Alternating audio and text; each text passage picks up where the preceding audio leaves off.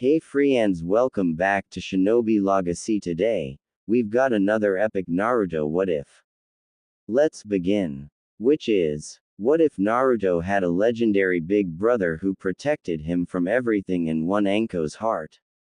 Part 1. And if you enjoy this fanfic, then please press the like button and subscribe to my channel for more fanfic like this. And now let's start the fanfic. Konoha was in ruins, buildings destroyed or burning, corpses cluttered the rubble. People had never known what had hit them when the Kyuubi no Yoko appeared out of a cloud of smoke and began to devastate the village without mercy in a bloodlust-filled rage. Now yellow spiked glowing chains that entangled its large body as it gnashed and growled at its captors far from the village in a large clearing in the woods bound the mighty Biju. Around the clearing a large dome had been erected, its structure made of the same chains that held back the Kyuubi while their energy created walls between them to keep anyone outside back while the events inside took place. The chains were coming from a single woman inside the dome. She had fair skin, violet eyes and long crimson-red hair down to the base of her back with should-length strands that framed both sides of her face with a black clip that parts her hair to the left. She was wearing a white high-collared, sleeveless blouse under a green long, loose-fitting dress with a wristband on her left wrist and standard shinobi sandals. Behind her was a man with slightly tanned skin, bright blue eyes, and spiky blonde hair with bangs framing his face. His attire was a blue long-sleeved track suit with two bands on both of his sleeves, a green flak jacket, with 3 pouches on each side of the chest, a neck guard, extra padding over the shoulders which is fastened on by steel buttons, and a zipper down the middle, a blue Hittite on his head with a leaf symbol engraved on it over it. He also wore a short-sleeved long white haori that was decorated by red flame-like motifs on the edges with the kanji for Yondaime Hokage, written vertically downwards, closed in the front by a thin, orange rope over this attire. But both were not going to stay in this world for long. As both stood in front of an altar holding back one of the Kyuubi's claws, however they had both been pierced through their midsections by the sharp claw that had been heading to the sleeping forms on the altar. They were 2 sleeping babies, one wrapped in orange with messy blonde hair with 3 whisker marks on his cheeks, the other with messy crimson red hair which was finer than the first's, wrapped in a red blanket a shade darker than his hair. Behind the pair holding back the claw was translucent gaunt specter with a demonic visage. It is much larger than an average human, possessing long, shaggy white hair, from which 2 red horns protrude, with a mouth full of sharp, jagged teeth, and a very long, almost serpentine tongue, and purple-colored skin. It is draped in a large white garments and carries a set of prayer beads in its left hand and holding a tanto in its right hand, now looking down at the scene. The man spoke, "Kushina, I'm almost out of time." He spoke to the woman with blood dripping from the sides of his mouth in obvious pain. "It's time for the 8 trigram seal. I'll add our chakra so we can speak with Naruto later on. Please say your goodbyes." The woman, Kushina, looked down on the sleeping babies and smiled as best she could in her obvious state. "Naruto, Kenta, don't be picky about your foods. Eat lots, both of you, so you can grow up big. Take baths every day, and stay warm, and Kenta, don't let Naruto stay up late at night, you'll both need your sleep. Make friends, you don't need a lot of them, just a few that you can really trust. I'm not one to talk, but do your best in school and ninjutsu. Everyone has their own strengths and weaknesses, so don't feel down if you're not good at something. Help each other, that's what brothers are for. Respect your teachers and seniors at the academy. Oh, and don't forget the 3 shinobi vices. Be especially careful when lending or borrowing money. Make sure to save the money you earn from missions. Don't drink any alcohol until you're 21. Drinking is bad for your health, so do so moderately. And as for women, I'm a woman myself, so I don't know much about this, but there are only men and women in this world, so it's okay if you're interested in a woman, just try not to go after bad ones, try to find ones just like mom. Speaking of vices, watch out for Jiraiya sensei, ya know. Naruto, you will face a lot of pain and suffering in your life. Believe in yourself and rely on your brother. In the end, family is all you really have. Kenta, look out for your little brother and protect him. Believe in each other and believe in your dreams, but most of all, believe that your dreams will come true. She said as tears started to come to her eyes. There are so many, many, many, many, many, many more things I want to share with you both. I wish I could stay with you both longer. I love you both so much. I'm sorry, Minato, I spoke for too long. She finished in apology to the man behind her, as tears streamed down her cheeks, who just smiled lightly and shook his head. Don't worry, Naruto, Kenta, my advice to you both as your father, is the same as your chatty mother just said with one extra. Naruto, listen to your big brother, and Kenta, look out for your little brother. I'm so sorry neither of us could be there to watch you both grow up, but this is all we can offer you. Minato said as he peered around Kushina to the sleeping forms on the altar before smiling contently as he closed his eyes and spoke, Hake Fuin, as a bright light engulfed them. Scene break. Several hours later, in the tallest building in Konoha, the Hokage Tower. A man in his late 50s sat holding the oldest of the babies in his arms while the younger blonde lay in the crib in front of them. The man was of short stature compared to most, his tanned skin starting to develop wrinkles, has two lines running vertically under the outer corners of each eye, and a few liver spots under his left eye. His hair was dark brown with a spiked upward, and had a messy dark brown goatee. He was Hiruzen Sarutobi, the Sandaime Hokage of Konohagakure, respected by all who knew him, and revered for his two titles, the Professor, and Shinobi no Kami. Now Hiruzen sat looking down at the babe in his arms and the small child looking back up at him, his blue eyes innocent and carefree. Hiruzen could only give a small smile to the child as he held him with a small sigh. Barely 1 day old in this world, and you and your brother have been through so much, the deaths of both your parents, your younger brother becoming the Jinchuriki of the Kyuubi, Hiruzen whispered as he looked down to the child. As a small frown came to his face, the civilians calling for both your heads out of sheer ignorance, Danzo asking to take your brother for his NA program, both of which I will never allow to happen. Hiruzen said as the small babe wrapped his fingers around one of his own, making him smile. You're a fighter, just like your father and mother. Hiruzen said before taking a sad breath in the memory of his former successor and wife now passed. I'm sorry, no child or children should grow up missing a parent, let alone both. I'm not sure what the future holds that awaits you both, but know this, I will do everything in my power to make sure you both live happy lives and grow up just like your parents would want. I couldn't face Minato or Kushina in the afterlife if I didn't. Hiruzen finished with a small smile as the babe's eyes started to close as the Sandaime Hokage stood up. Moving to the cot in front of them, he placed the small babe down into it right next to his blonde younger sibling who was already sleeping. With a smile, Hiruzen fixed their blankets before watching the eldest drift off to sleep, but whatever happens, I know you'll both be fine. Time skipped 10 years. The sun shone bright over Konoha as the shops began to open and the civilians started their days.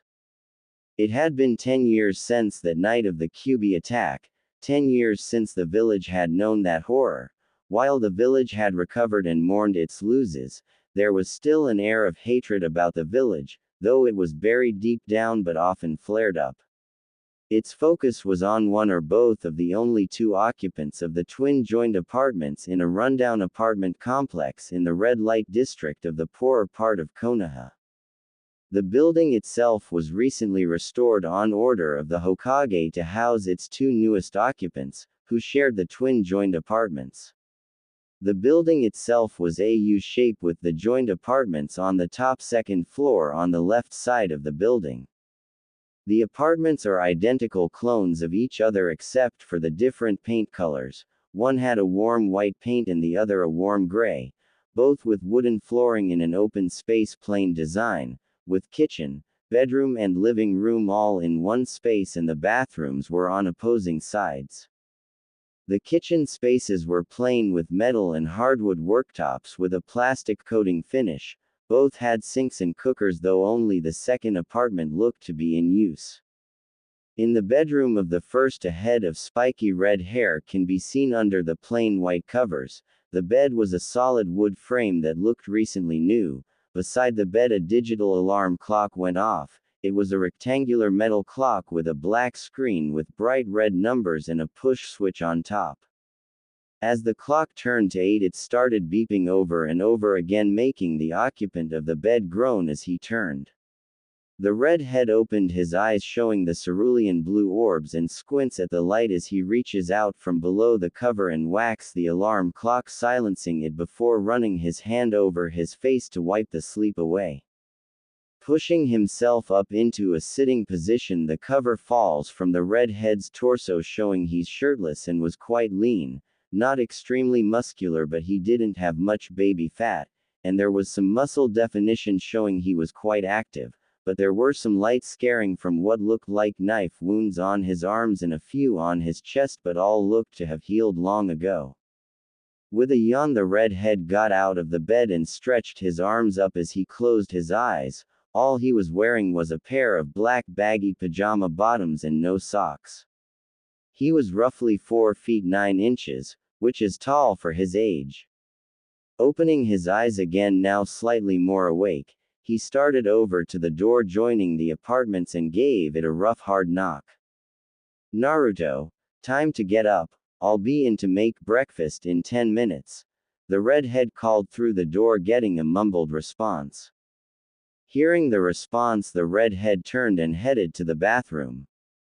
Walking in the bathroom was a simple square room, enough space for a small shower, sink and a toilet. The tiles on the ground and wall were plain white and stopped halfway up the wall where a white paint started. Turning on the sink, the boy filled it halfway before dunking his head in the freezing cold water before pulling his head out, his eyes wide and hair dripping wet as he panted from the sudden burst of cold as he reached for the towel, now wide awake. Finishing drying his face, the boy looked himself over in the mirror. His face was somewhat narrow with a curved chin with softened features. His red hair was messy and in spikes with long bangs on the sides of his face, making his cerulean blue eyes stand out even more. Walking back into the bedroom to get dressed, the boy couldn't help but be thankful for the new apartments he and his younger brother were living in now, after they were both kicked out of the orphanage a week ago. They had started to live on the streets, but were found on the first night by a mask-wearing shinobi in the shape of a dog's head with spiked-up silver hair. He had brought them to the Hokage and they had spent the night in his office, and the next day he had gotten them both these apartments after the orphanage refused to take them back, their reason being the pranks the younger of the two played and the fights the older one got into defending the younger one. As he finished getting dressed by pulling on a white t-shirt with a red band going from his right shoulder to his left hip, he lifted a black strip of cloth and tied it around his head, keeping his spiky hair up and out of his face. Giving a final yawn and stretch, the boy walked over to the door and knocked again. "Ready or not, Naruto, I'm coming in," he said as he turned the handle and opened the door. As he walked in, he smirked, seeing the yawning and stretching form of his younger brother coming to greet him. He had bright blonde hair and a rather chubby face with 3 whisker birth marks on either cheek. As he finished yawning, he opened his eyes, showing the same cerulean blue eyes that his brother shared. He was wearing a pair of light blue pajama bottoms and white shirt with a black nightcap on his head. Seeing his brother, the blonde smiled. "Morning, Kenta ni." Kenta smiled, giving a small chuckle. "Morning, Ototo. You go and wake yourself up and I'll get breakfast on the go," he said, shaking his head. With a groggy nod, Naruto turned and walked to the bathroom on the other side of the apartment while Kenta went into the kitchen area and started going through the cupboards. Opening one after another, he started to frown. "Out of food again, and there's no telling what they'll charge us this time if I go now," Kenta thought as he opened the last cupboard and sighed as he took out the content. 2 instant ramen tubs inside. "Breakfast of champions," he thought rhetorically as he put the water in and put them in the microwave before sitting down and sighing. Naruto came out of the bathroom and saw his brother sighing and walked over. "What's the matter, Ni-chan?" he asked, hating to see his big brother worried. Kenta shook his head with a sigh. "We're out of food again. I'm going to have to go see Gigi and see if he can have our groceries sorted by other means. I swear that girl is overcharging us for our food," Kenta said as Naruto sat down. "I'm sure Gigi can help, he always does," Naruto said as he tried to think of a way to brighten the mood before smiling. "Hey, do you want to help me prank some guys today? I've got loads of ideas," Naruto said, exaggerating by throwing his arms out wide, making Kenta smirk before he shook his head. "Sorry, Ototo. Maybe later when I get back from seeing Gigi about our food situation and some other things," Kenta said with a small smile. This got Naruto's attention. "What other things?" Naruto asked, curious as to what his older brother was going to be seeing their grandfather figure about. Kenta smirked. "I'm going to see if Gigi can help me start my shinobi training early. I'm sure he has some books he can lend me so I can start. Maybe he'll even take me on as his student if I ask him. He trained the 3 Sannin and they were the strongest shinobi in the village. To be taught by him or them would be amazing," Kenta said, his mood brighten up. Naruto blinked, seeing his brother's enthusiasm. "But we've got 2 years before we start the academy, Ni-chan. What's the rush?"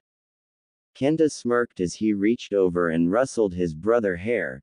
"You can never be too prepared when it comes to things like this, Ototo. Remember that," he said with a smirk as his brother pushed his hand off his head and pouted.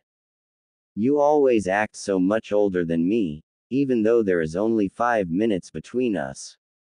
Naruto pouted at his brother, treating him like a little kid. Kenta smirked. "Bigger brothers always grow up quicker. They have to in order to look out for their Ototos," he said as the microwave finally dinged and Kenta got up to get the food. Taking the bowls out, he put them on the table and handed Naruto a pair of chopsticks. They pulled back the lids and Naruto inhaled the smell like it was a sweet perfume. "Ah, food of Kami-sama for breakfast. Is there any better way to start the day?" Naruto smiled as he took in the scene. Kenta chuckled as he shook his head at his brother's words. "Well, I'm not sure about ramen for breakfast, but it will do for today," he said as they put their hands together and bowed, "Itadakimasu," before starting to eat. Scene break. In the tallest building in Konohagakure, the Hokage Tower, was the Hokage's office. The room was comfortable, meant for the Hokage to be able to go about his duties as such. The far back of the room was rounded with multiple windows allowing light to fill the room. In the center of those windows was the logger desk of the Hokage with stacks of paperwork on one side. On the opposite end of the room were 2 sofas with bookshelves filled with many books that have been read behind them. Behind the desk sat a tired and weary Hiruzen Sarutobi, his face showing his age more and more with every passing year. The last 10 years had taken its toll on the elderly Hokage. He had hoped to no longer be there, as it was over 10 years ago he had named his successor, but sadly he had no choice after the Kyuubi attack and the death of that successor but to retake his position. It was the only way he could protect his successor's legacy. Had he not, he was sure they'd have been dead by now or worse for young Naruto, turned into a mindless puppet for wars, as had been the suggestion of his war advisor when Naruto's status had been told to the council. Now his days had been filled with more paperwork than he ever had before. The majority of the paperwork was all from the council. The civilian side was always trying to scrape more power from him or slip laws by him that were just too ridiculous to even comprehend. Sometimes Hiruzen cursed his second sensei for ever creating the council. He agreed the civilians should have a say as it was their village as well, but to quote the Nara clan, they made things more troublesome than it needed to be. His paperwork pile wouldn't even be a tenth of what it was now if it wasn't for the civilian council. He couldn't even remember the last chance he had to train, and he knew it was starting to show. He was grateful for any distraction he could get from the bane of his existence, and this morning that distraction came in the form of a small hand knocking on his office door. "Come in," Hiruzen said as he stamped another denied on another useless law attempt. He looked up when the door opened and the young Kenta came in smiling seeing his grandfather figure. "Ah, Kenta-kun, come in, what brings you here so early in the morning?" Kenta smiles closing the door. "I thought now would be a good time to come and see you and assumed you'd be less busy in the early morning," he said before eyeing the paperwork. "Yes, I was wrong. I can come back later if you'd like." Hiruzen smiled at Kenta's clever thinking but shook his head. "No, that's fine my boy, I could use the distraction from this paperwork." Hiruzen said as he lifted his pipe. "How are you and Naruto faring in your new apartments? I've been meaning to come by but this paperwork has kept me so busy I can barely get away from my desk these days." Kenta grinned. "The apartments are great Gigi. Thanks again for them. It's so much better to have our own space rather than back at the orphanage when it was just the two of us to that small room and single bed." Hiruzen chuckled at Kenta's happiness. "That's good to hear my boy. Now what have you come by so early for? I assume it must be important. You're normally with Naruto every day like you two were joined at the hip." Kenta smirked rubbing the back of his head sheepishly. "Nothing gets by you Gigi," he said with a nervous chuckle. "I was wondering if I could ask you to arrange for mine and Naruto's groceries to be collected by someone else from now on." The sudden request made Hiruzen quirk an eyebrow as he took his pipe from his mouth. "And why would you ask for that, Kenta-kun? If you're nervous about going alone, I'm sure I could have someone sent with you until you're sure of how to do it yourself." Hiruzen suggested thinking he might just have been nervous but blinked again when Kenta shook his head. "That's not it Gigi," Kenta said with a small frown. "It's just that I've noticed something the last time I went to the shop. The girl at the till charged me way more than what the bill should have been for the food. I made sure to check the prices before I took them to the till, and the looks the girl was giving me and Naruto, they were just cold and full of hate." Hiruzen frowned hearing that and curse in his head. "I was afraid of this. There hasn't been an incident like the first since I put that Anbu unit on them, but it appears that they've found another way to abuse these two. Well, that's stopping now." Hiruzen thought as he sighed. "I see. Well, I don't see why we can't arrange that for you." Hiruzen said as he gave Kenta a small smile and took out notepad from his desk drawer. "Come and give me a list of all the things that you need and I'll have someone pick them up for you and bring them here while we talk. The longer we talk the less time I have to work on this accursed paperwork, hee hee."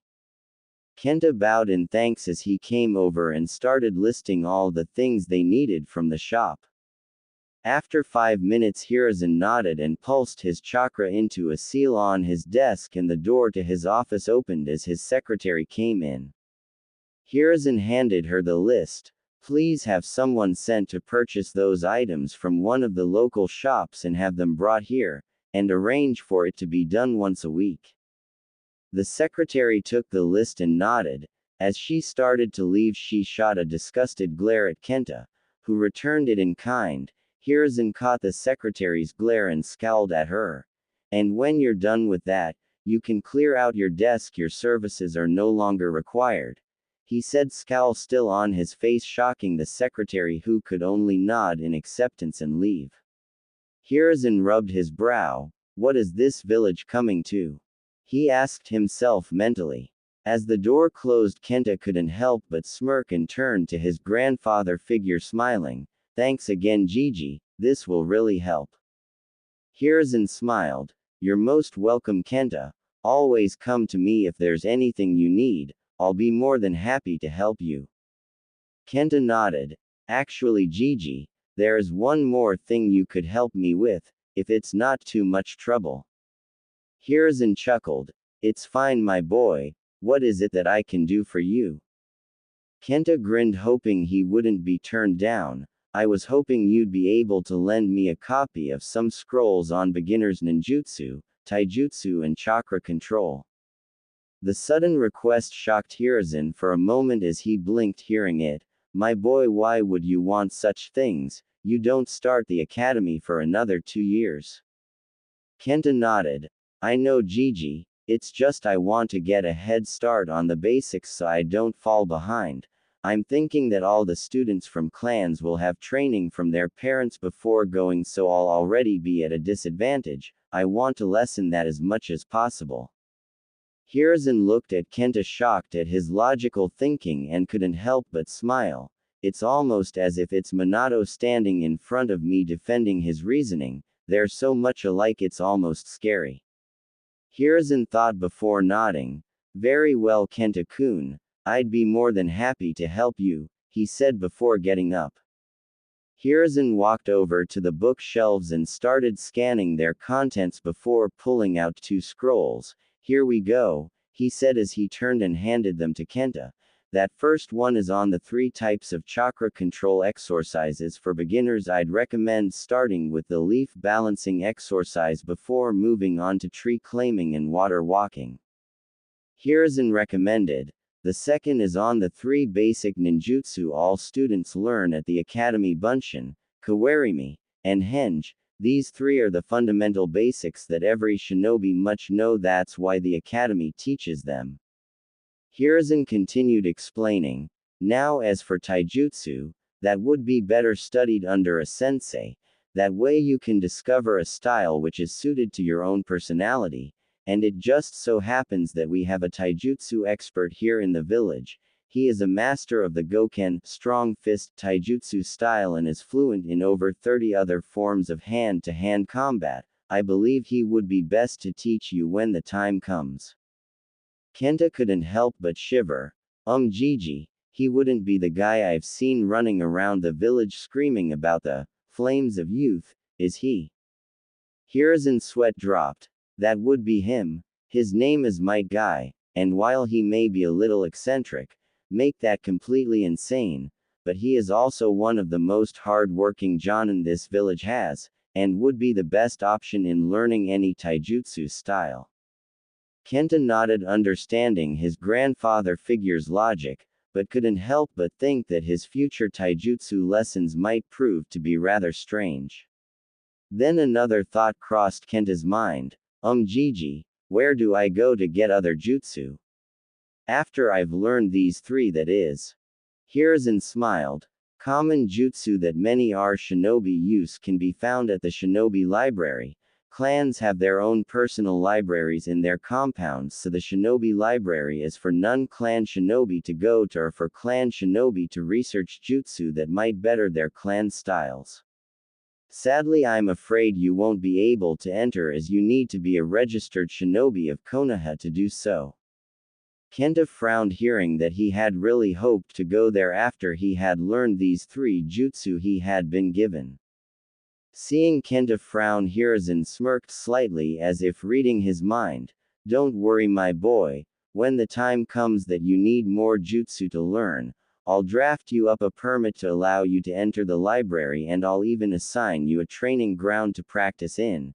as long as you can show me you've learned all 3 of those jutsu I've given you, that way I'll know you can handle the jutsu in the library.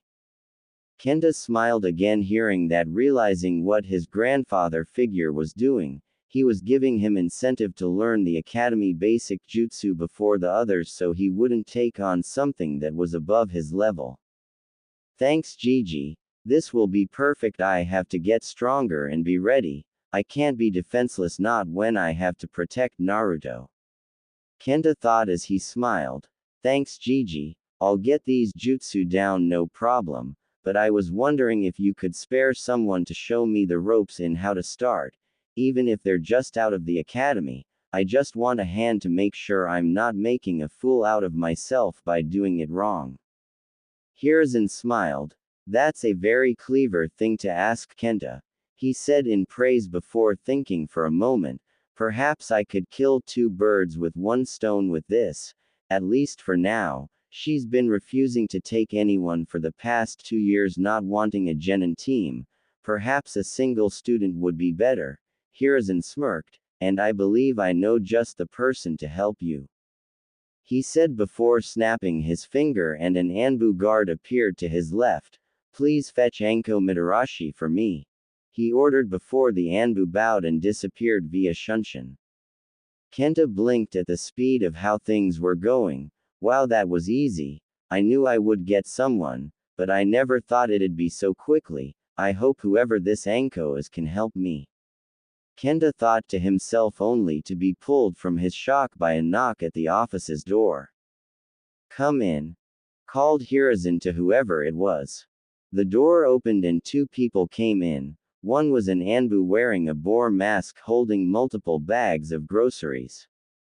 The second was a young woman in a white high-collar shirt and black mesh armor over the top of it, wearing a brown skirt with a purple side pouch and black shinobi sandals, with white wrappings around her left thigh under a black kunai pouch. The Anbu set the groceries down beside Kenta before bowing to Hiruzen and disappearing into a swirl of leaves. The girl gave Kenta a curious glance before she stood in front of the Hokage's desk and bowed. You sent for me, Hokage-sama, she said, taking her formal tone. This was the professor. And, Shinobi no Kami, you showed him respect. Hiruzen nodded and gave them both a smile that for some reason sent a shiver down both their spines as both gulped, unsure of why they felt a little worried about what was going to happen. Hiruzen chuckled slightly. Glad to know I still got it. He though before smiling again. Anko, I have a long-term assignment for you with continuous pay for as long as it continues, given that it's non-optional at this stage, the professor informed her, making her frown somewhat. Kenta raised an eyebrow at the statement. So he's making teaching me a mission, and a non-optional one at that. Why, hasn't she taught anyone before? She doesn't even look 17. Kenta thought, as he looked to the girl, curious as to whom she was exactly. Hiruzen then cleared his throat. Kenta, this is Anko Mitarashi. Anko, this is Kenta Uzumaki, your new student. Hiruzen said with a smile. That was when Anko's eyes widened in realization of why this mission was non-optional for her. Hokage-sama, are you sure this is wise, saddling me with this gaki? Anko asked, trying to be as polite as possible about it. He doesn't even look old enough to be out of diapers yet. What exactly do you want me to teach him? How to use crayons? Anko asked, as she couldn't help glancing at Kenta with a smirk. That was when Kenta's eye twitched and a smile came to his face that was similar to the one Anko glanced at him with. Firstly, it's very nice to meet you as well, Mitarashi-san, but I feel like I must point out, should you call me that again, you will find one of those kunai in your holder shoved up somewhere on your person that you would find most unpleasant, or maybe you wouldn't, given how you look. The sudden outburst made both Hiruzen and Anko blink, looking at Kenta. Hiruzen was shocked. Kenta had always been polite and well-mannered, always keeping himself calm. There was a time he actually, though there was some hyuga in him to be so stiff at times, To see him actually react like that was a revelation, and one that brought a cheerful smile to the old man's mental face. And there's the Kushina in him. She was never one for taking lip from anyone. Oh, these two will make quite the pair if they get into it. Hiruzen smirked. Anko blinked, looking at Kenta before a smirk of approval came to her, and she laughed. Ha ha, that's some mouth you got on you there, Gaki. Call me Anko, and don't bother with the sensei honorific. I'm waiting to see what you're like first before I even think about making it official, and that, she added as she held out her hand to him. Kenta smirked. Sure thing, Anko-san, he said as he took her hand and shook it. Hiruzen smiled, seeing them getting on. Well, seeing that you're acquainted now, I might as well give you the full assignment, Anko, he said before he cleared his throat and took out a mission scroll. Anko, you are to be Kenta's instructor for the next 2 years in the shinobi arts. You'll still be doing missions outside of the village every once in a while when needed, but when able you are to instruct Kenta in his training for the academy. What he wants to learn is up to him. It seems he already has some ideas in mind and will need directions. I recommend you add physical conditioning to the agenda before you start anything more physical. Hiruzen continued as he wrote everything he said down. I will be arranging for Guy to meet with you both when he gets back from his mission so that he might help Kenta choose a taijutsu style that he can begin learning. Anko, as a newly appointed chunin, passing on knowledge is also a vital role. I expect a monthly report on Kenta's progress. Pay for the assignment will be made weekly. It is a B rank assignment, so pay will be distributed as fit as it is continuous. Training expenses will be covered, so be sure to keep receipts, and if he still requires extra instruction after the 2 years, the assignment will be extended on request. Hiruzen finished as he signed the scroll, making the assignment official as he handed it to her. Anko took the scroll with a nod of acceptance and understanding as she stowed it in her side pouch for review later as Kenta grins. Hiruzen grins also. Alright, now that's sorted, Kenta, you'll need some staring gear.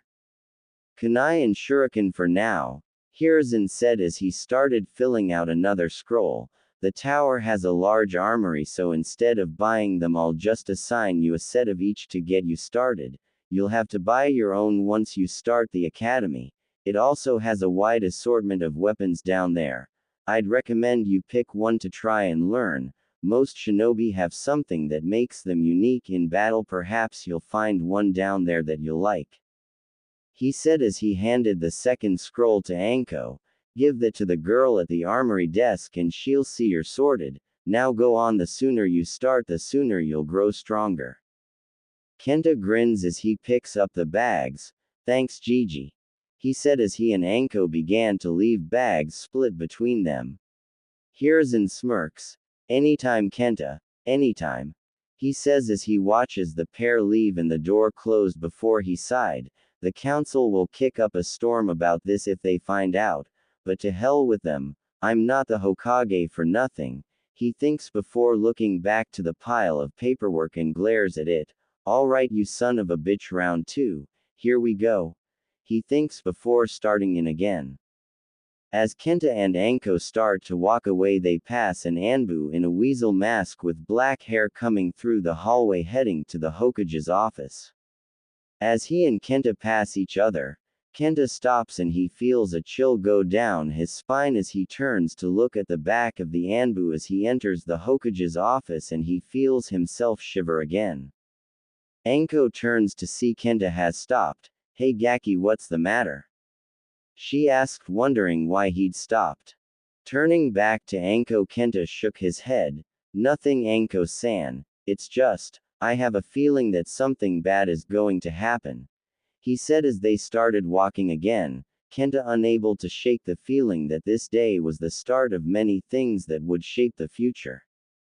Scene break. Anko and Kenta walked down to the basement of the Hokage Tower where the armory was located. Entering the room, Kenta's eyes widened considerably, seeing the room. Racks upon racks of weapons of all shapes and sizes, from exotic swords to spearheads. The walls had heavier weapons mounted on them: maces, axes, huge swords. There were weapons of all kinds down here. The sheer number of them astounded him. Wow! This is way more than I expected. Where do all these come from? Kenta asked in awe. Anko smirked. From other shinobi, of course. The village has its fair number of blacksmiths as well. Any time a shinobi comes head to head against an enemy shinobi in battle, the victor usually takes whatever they can from the other in order to better the village and learn other villages' secrets. There's a whole division on solely experimenting and testing foreign weaponry that are brought in to discover their secrets. Once all the secrets have been learned, the weapons are sent here along with all the notes on how they can be used. It's up to the shinobi who decide to take them on to learn how to use them. Usually it's only chunin of above who are given weapons out of here. Hokage-sama must think you're something special to allow you to have one when you're just starting your training. Kenta nods as he looks up at all the weapons, in his mind racing with all the ideas of what he could choose for his weapon. Anko smirked, seeing the look in his eyes like a normal kid in a candy or toy store. Well, to Kenta this probably was a toy store, and incredibly dangerous toy store. She giggled sadistically to herself, wondering what weapon the kid would choose to make his own, and decided to let him run loose. Alright Gaki, I'll head to the desk and get your standard equipment. You go have a look around and see what you can spot that you like. I'll catch up with you in a few. Anko smirked when she saw his grin grow before he took off down the aisle like a Raiden jutsu, making Anko chuckle again. Ought to be that young and excitable. That kid's going to be one hell of a shinobi when he's older if he's this excited now. With Kenta walked down the aisles of weapons, his eyes wide, looking up at them all. Sword of all different sizes racked on the wall or mounted separately higher up.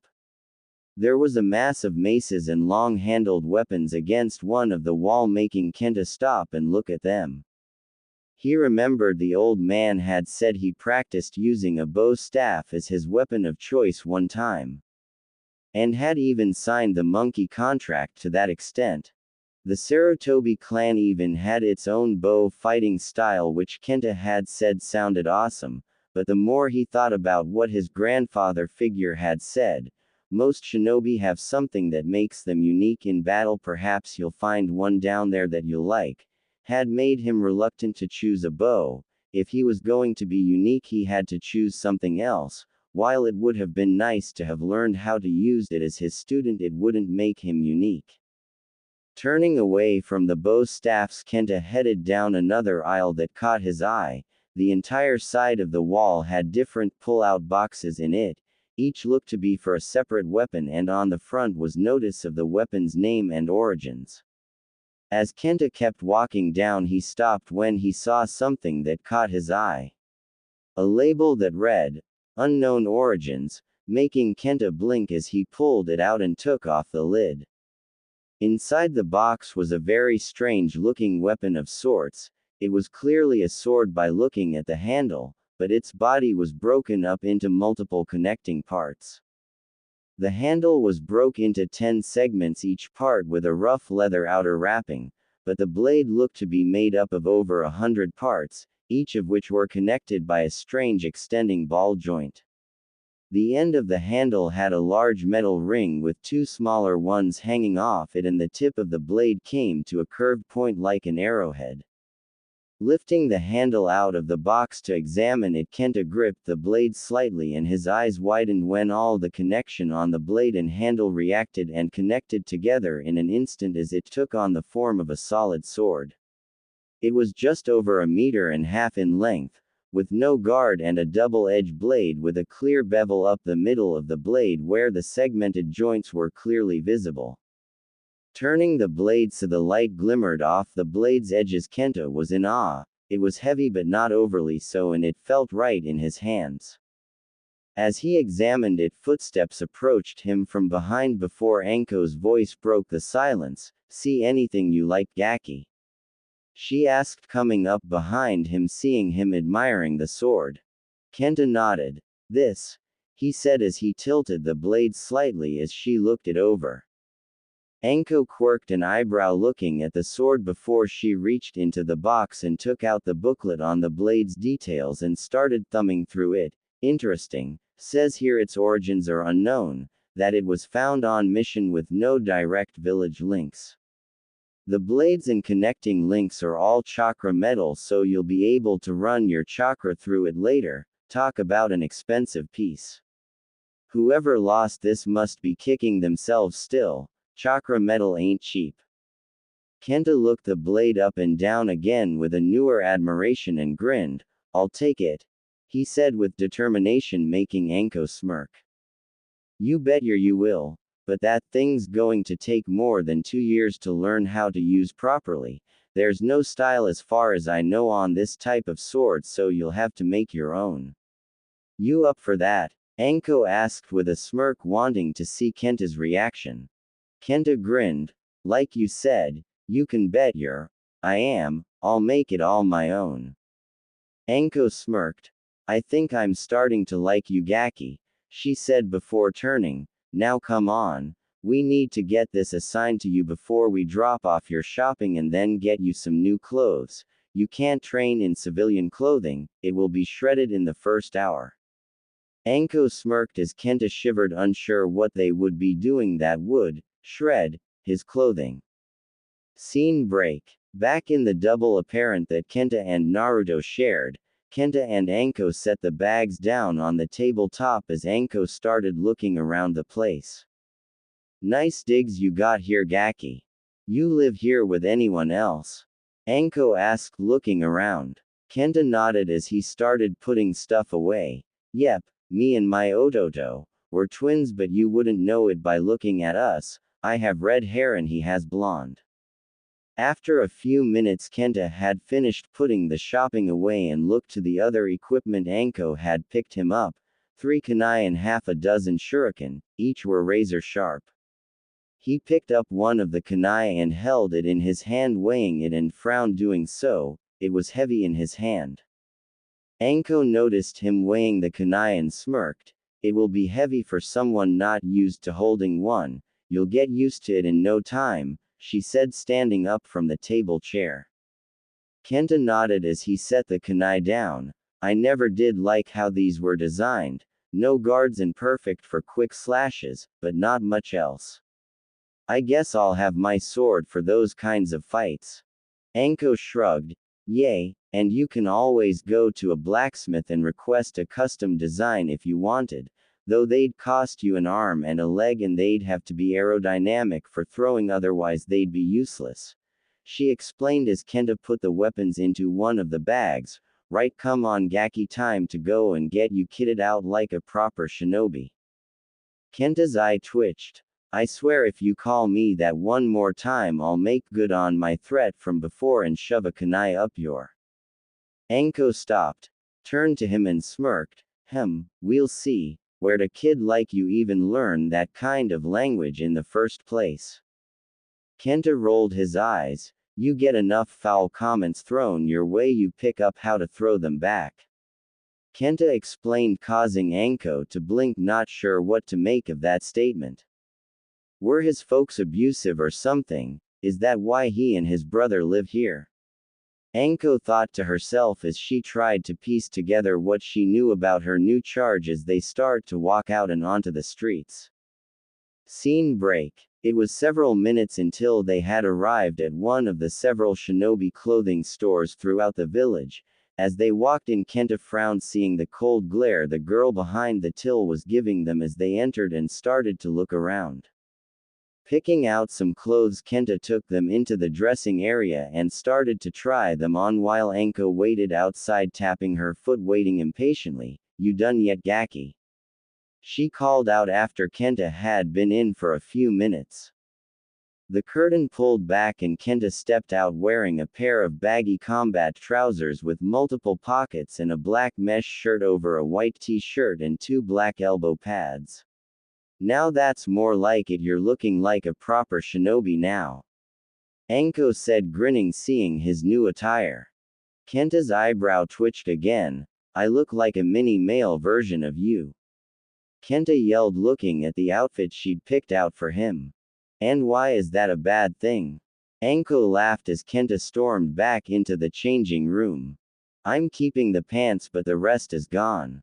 Kenta called out as the mesh shirt and t-shirt came over the railing onto a grinning Anko's head.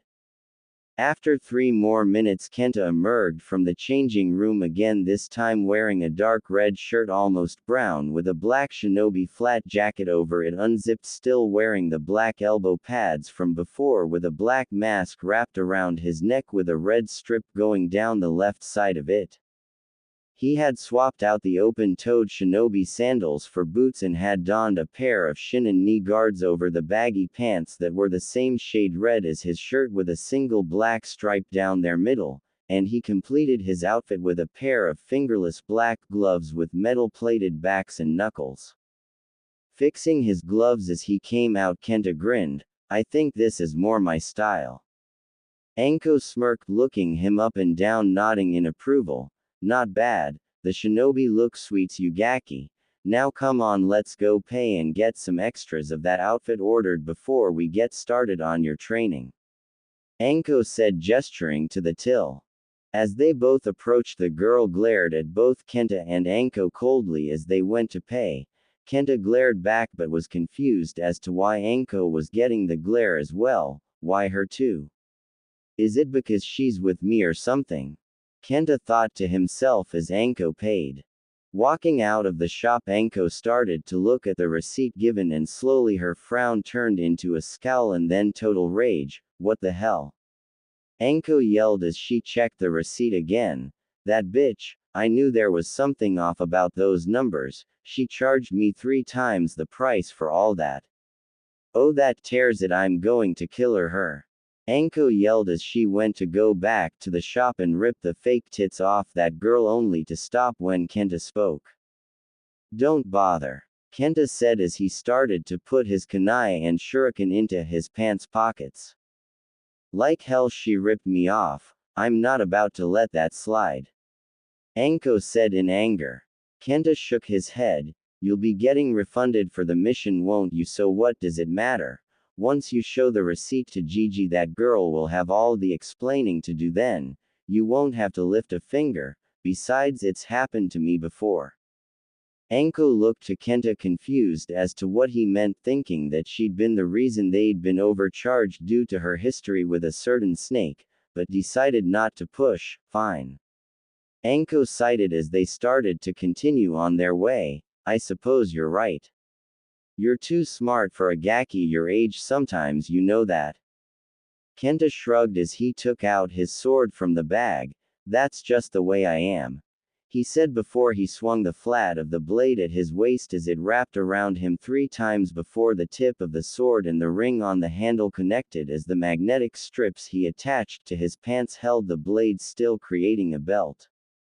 Anko smirked, seeing it. That thing is going to come in pretty handy. You'd better take good care of it and make sure to read up on all the notes the research division made on it if you want to master how to use it. Kenta nodded. I've already started, he said as he gestured to the pocket on his left shin where the book was sticking out. I covered the first 5 pages before we got to the shop, and I've already got some idea of a style I want to try. Anko smirked. You've still got a long ways to go before you can even start on creating a style. First things first, we've got to whip you into shape, she said with a sadistic smirk, making Kenta shiver again. Scene break. The two stood at the edge of a river in a clearing just north of the Hokage monument, past the trees above. The area was relatively flat with a slope just before the tree line, giving them everything they'd need for Kenta's training, as Anko had put it.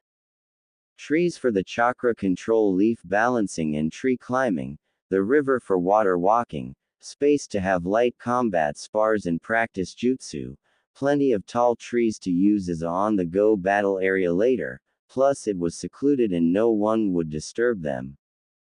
Once they had arrived, Anko had set up a privacy barrier around the place for secrecy, as it had mentioned to do on the mission scroll. Hiruzen didn't want anyone to find out about Kenta being trained for as long as he could help it. Anko could guess one reason was that the council would start yelling about her history and how she shouldn't be a shinobi, much less teach a child, or as they would call it, corrupt an innocent mind, when in actuality that was only one of the few reasons they'd complain. Alright Gaki, so what's the first thing on your to-do list for training? Well, work on it before we get started on your physical conditioning. Anko explained. Kenta nodded. The 3 academy jutsu, Gigi said I have to learn them before I can get into the library to get more to learn. Anko slouched. Great, figured he'd saddle you with something boring like those 3. They're the easiest to learn, that's why they teach them at the academy. So I take it you've never used chakra before them either. Kenta shook his head, getting Anko to sigh again. Okay, then that's where we'll start, but before that, this is one and only chance I'm giving you to drop out now, if not I'm going to train you into the ground each day. We'll be training 10 hours a day. I'll be picking you up at 10 every morning, so I expect you ready. We work till 1 in the evening where we break for lunch, then we'll be blitzing till 8 at night. There's no arguing, as it was part of the assignment scroll Hokage-sama gave me, and you'll need those 10 hours a day practice if you want to be any good in just 2 years training. Kenta nodded his head in determination. I'm not backing down. I wanted this training for a reason, and I won't quit no matter what. Anko smirked at the fire behind his eyes. This kid talks a big game, but let's see if he can back it up. I bet he caves within the week. Anko thought before nodding. Alright, let's get started then, she said, still smirking. Kenta nodded before pausing for a second. Before we start, Anko-san, I was wondering, just how old are you? Anko raised an eyebrow at the question before smirking. I'm 18 Gaki. I graduated my Chunin exams first try, and I'll be expecting the same thing from you in 4.5 years' time when your exams come around. Now let's begin your let's begin your training, she said with a rather disturbing smile, making Kenta gulp. Scene break. It was the day's end as Kenta dragged himself back to his and Naruto's apartments. Every joint in his body hurt after the day's training. Once he'd figured out how to access his chakra, Anko had started him on the leaf balancing exercise for a few hours before he'd started tree walking. Anko had explained the better your chakra control, the easier it was to learn jutsu. He'd made it 3 feet up the tree but had fallen so many times he was sure the bruises on his had bruises. Then after lunch, Anko had begun the real torture, training his physical conditioning. This was to help improve his stamina so he could last in long fights or handle the long travel distances for missions. Now most would have just had Kenta run laps of the training ground. Well, Anko isn't most people. While Kenta was running, he had her chasing him with Senbon needles, laughing her off as she launched them at him for training, and he had to duck, dodge, weave, swerve and jump to get away from them, and that had went on for 4 hours with no breaks. Luckily the Senbon were blunted so they only left small little bruises, but it had still pissed Kenta off something bad by the end, but he was too sore and exhausted to try and take revenge. He was tempted to arrange to set her up to be the victim of one of his and Naruto's pranks, but decided against it, realizing if she could do this to him with blunt Senbon, what would she do to both him and Naruto with sharpened ones? Opening the door to his apartment, he left like his wrist was about to snap from the acrobatics he had to do to get away from the Senbon in training, and hissed in pain, "Me and my big mouth." Kenta hissed as he opened the door, only to get knocked on his as he entered by a blonde blur. Groaning in pain as he lay on the floor, Kenta looked to see what had knocked him over, only to see Naruto on his chest. "Ototo, what the hell? Why'd you?" Kenta started before stopping, hearing sniffling coming from Naruto as his brother looked to him, showing the tears in his eyes. "Ni-chan, I was so worried. I haven't seen you since you left this morning. When I got back the cupboards were full but I couldn't find you anywhere. I thought. Naruto cried in relief. That's when it hit Kenta and he cursed himself mentally. It had been a few years, but the scars of that night were still there for them both. They'd been chased through the village by a mob when the head of the orphanage had locked them out on their birthday. They'd been trapped in an alleyway and Kenta had used his body to shield Naruto as the villagers attacked them. He'd been hospitalized for a week after. Kenta hugged Naruto back. I'm sorry for making you worry, Ototo. I'm sorry for being so stupid. I was just so excited to start my training I forgot to let you know. Gigi assigned me an instructor after he gave me some scrolls. I'll be training with her most days from now on, but I'll still be here in the mornings and evenings after 8, and I'll have weekends off so we can spend time together all those times. You'll just have to prank the villagers while I'm away those 10 hours a day. Naruto frowned hearing that. He didn't like being away from his Ni-chan, but he didn't want to get in the way of his dreams either. He knew it was his dream to be a strong shinobi to protect them both, but he wouldn't be left behind. Smiling at his brother, he laughed slightly. He. I thought it was something like that. I know you want to be a shinobi, so once we start the academy I'm going to get strong too. And I'll get just as strong if not stronger than you Ni-chan, and then I'm going to beat you. Kenta smirked at his brother brighten up and laughed at the statement. In your dreams maybe, Ototo. The only way you'd beat me is if you took Gigi's hat and became Hokage yourself. Naruto grinned back at his brother. Then that's what I'll do. I'll become Hokage and beat you Ni-chan, believe it. Kenta blinked at the sudden statement and smiled. Big brother to the Hokage? Yay, I think I can settle for that. Kenta thought before nodded. Alright then, Ototo, you're on. Both brothers smirked at each other, and from that day their paths were set. The forest area beyond the Hokage monument, two blurs could be seen deep inside, traveling at high speeds as one clearly chased the other. The red blur flies ahead of the purple one at a faster rate before pulling a turn and swings behind a tree as the purple blur continues on. After several seconds, Kenta Uzumaki sticks his head out from behind the tree as he tried to catch his breath. I swear that woman is mental and needs to be far away from any and all kinds of pointy objects for everyone's safety, Kenta thought to himself as he slowly felt himself getting his breath back. He was about to take off again only to stop when the silent sound of objects cutting through the air caught his attention, followed by 3 soft thuds before Kenta lost his balance and fell off the branch he was on, showing the 3 Senbon needles in his back, but before he hits the ground he disappears in a puff of smoke, leaving a log in his place. Anko then lands on the branch just a bit higher up, looking down with a smirk.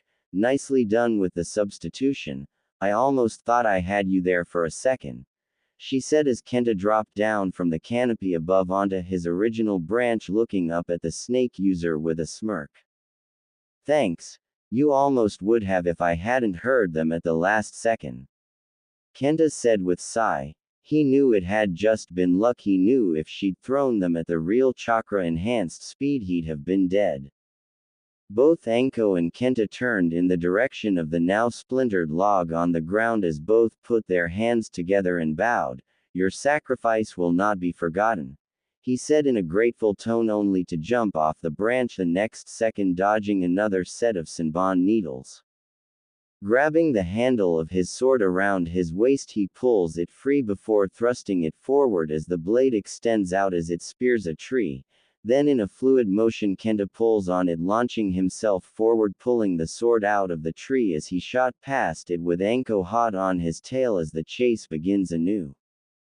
Ducking under another 3 needles, Kenta started to weave hand signs before he called out mentally, Bunshin no Jutsu, as the entire area in front of Anko was clouded in smoke, and as she jumped through it she smirked as she counted 10 Kenta copies jumping from branch to branch in front of her. Not bad, Anko called as she raced after them, trying to buy yourself some time to find another spot to slip away. She mused as she took out another handful of Senbon needless with a grin. Sorry, but that's not going to work, she said before jumping higher into the air and raining the Senbon needles down with deadly accuracy on all the clones, only for all of them to disappear. Anko immediately stops on a branch and scowls. Little brat actually gave me the slip. Must have been the clone's smoke cloud when he took off. He gets points for creativity, I give him that. She mused as she was about to turn to track him down, only to stop when she saw movement as Hiruzen came around one of the trees as he looked up. Ah, there you are, Anko, Hiruzen called up to her. I just came out to see how Kenta was progressing. Where is? Hiruzen started to ask as Anko drops down onto the ground, but before he could finish she was on him with a kunai drawn, about to run him through. Nice try with the Hengaki, but I'm not going to fall for.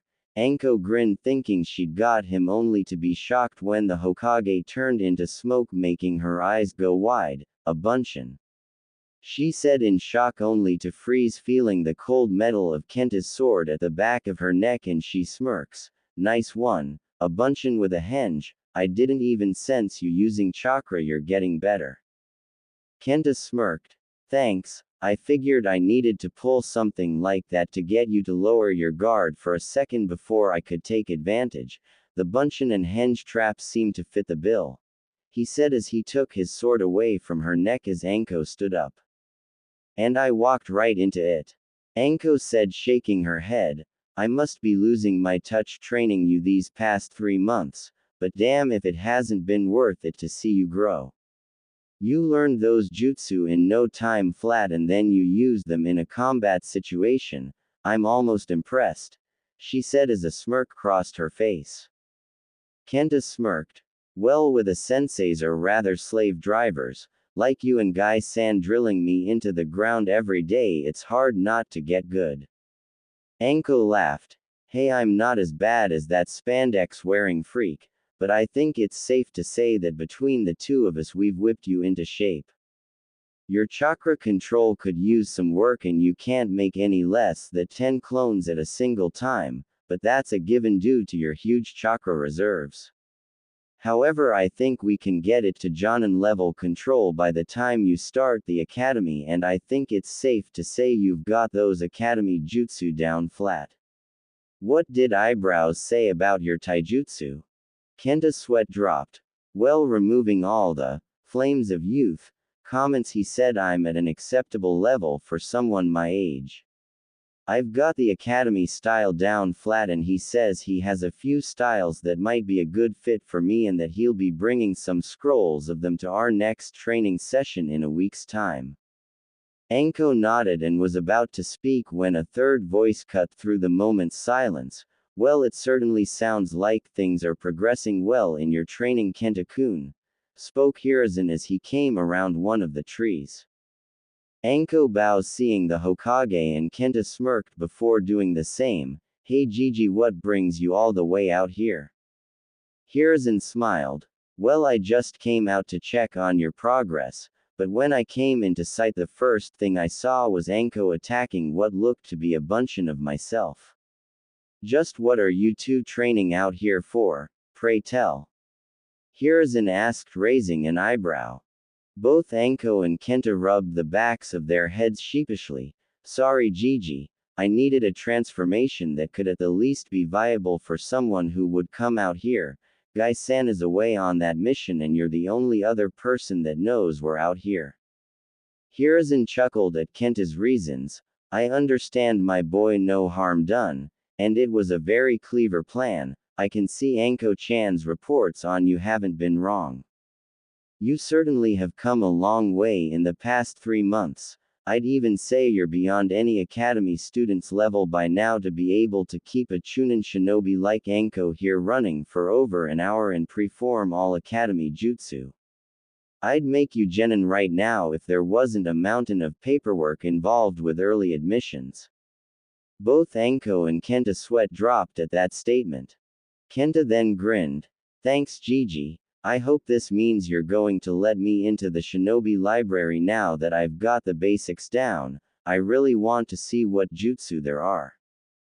Hiruzen chuckled. Of course, Kenta-kun, I've had your permit and a training ground ready for you ever since Anko's last report. I knew you wouldn't take long. Hiruzen said as he took out a card and scroll out from inside his robes before tossing them to Kenta.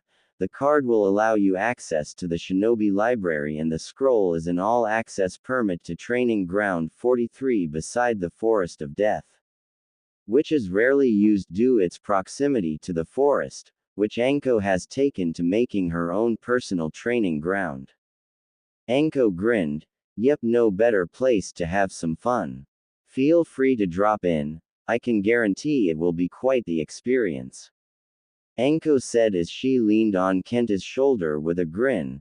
Man, I can't wait to see what you're going to be like in 21 months. You'll be ripping it at the academy. Heck, you might be the next first-year graduate since that Itachi.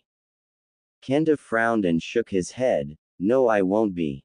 I intend to hold back my skills at the academy as best I can, Kenta announced, which brought looks of shock and confusion to Anko and Hiruzen's faces.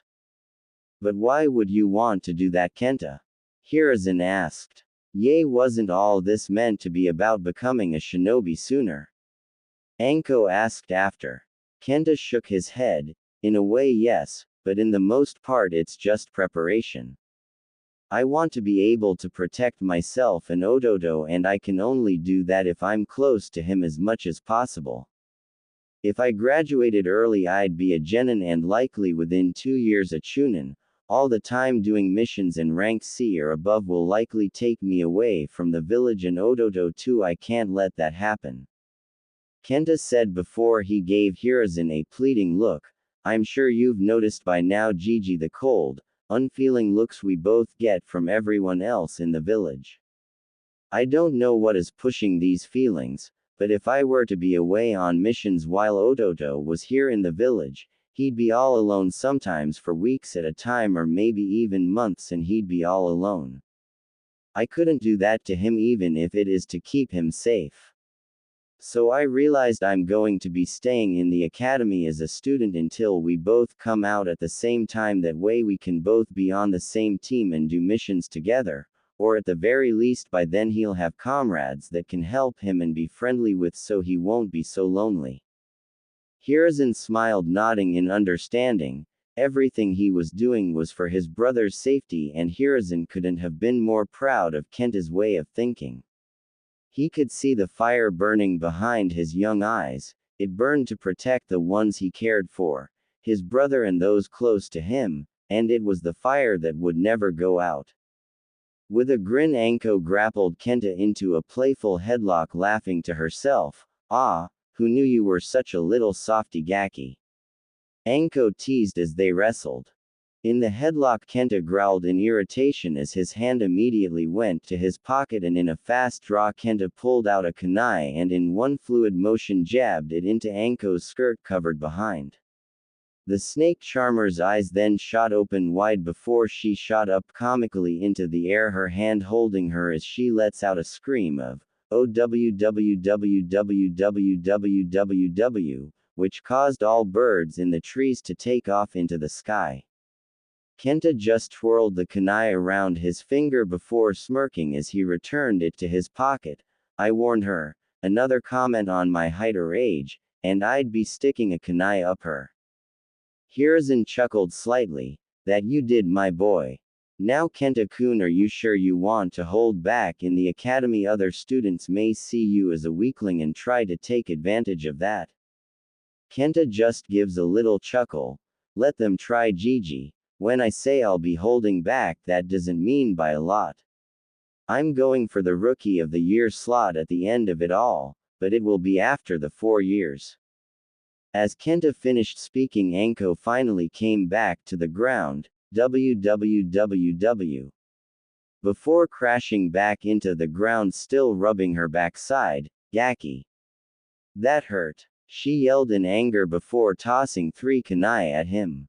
Kenta shocked both Anko and Hiruzen by reacting faster than they thought he could and caught all 3 in midair with a smirk. Before dropping them, I'll be taking the rest of the day off today. I want to go check out the library and make sure Ototo isn't getting himself into any trouble. I'll stop by your office after the library, Gigi, if I have any questions. Not a problem, Kenta-kun. Hiruzen said as he waved to the boy as he walked off back towards the village. Anko got up, still rubbing her backside. Damn, that Gaki can't take a joke, she said, walking over to beside the Hokage as her face grew slightly serious. Are you sure this is wise, Hokage-sama, to allow Kenta to hold himself back just for the sake of his brother? She asked in concern. Hiruzen sighed and shook his head. I've never put this forward, but I've never agreed with the graduating age of the academy. If I had my way, it would be admittance at 13 and then graduation only after 5 years, and the curriculum would be a lot harder to strengthen the students. I don't like sending children into battle or into danger, but it seems that's what has to be done. So if a child holds himself back in order to protect someone or until he's ready, I will not force him or her to do otherwise. They should enjoy their lives to the fullest and enjoy their childhoods as long as possible, don't you agree?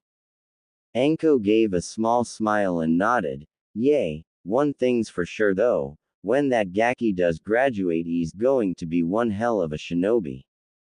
Unbeknownst to both of them, hidden high in the trees, they were being watched by a small childlike figure all in black with a plain white mask on his face, with just the kanji for "ne" on its forehead as it mentally took notes on what had just occurred before disappearing into a swirl of leaves.